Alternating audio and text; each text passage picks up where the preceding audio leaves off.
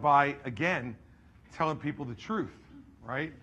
I mean, look, as I said off the top, the war in Ukraine is a proxy war between the United States and China. That's what it is. The Chinese went to Russia before the war, and President Xi stood with Vladimir Putin and said, there is no limit to the friendship between China and Russia. No limit.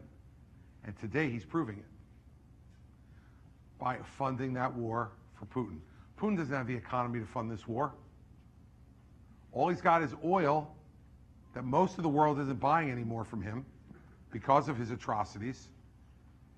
But China is, and they're supplying that to them. So, in this race, and I heard, all this garbage that was being spewed in Iowa last Friday. I don't know if any of you watched it.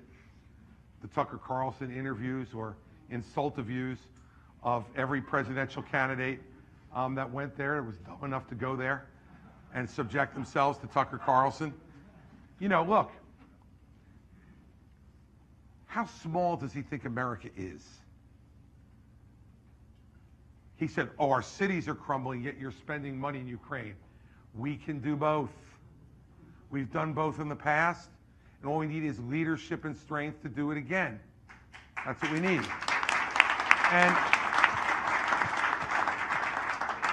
And right now, the Ukrainians have made it very clear to us, they don't want us anywhere near their war.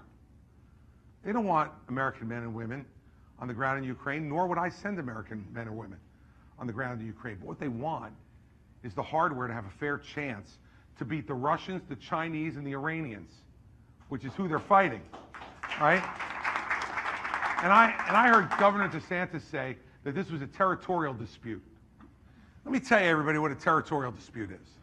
Territorial dispute is if you go home and you have your property surveyed, and the surveyor comes back and says, oh, bad news, your fence is 8 inches on your neighbor's property.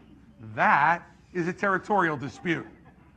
Rolling tanks and artillery into a free country, mercilessly killing their people and taking their land by force, Governor DeSantis, is not a territorial dispute. It is a war by an authoritarian dictator. America has always stood against that, and if I'm president, we always will.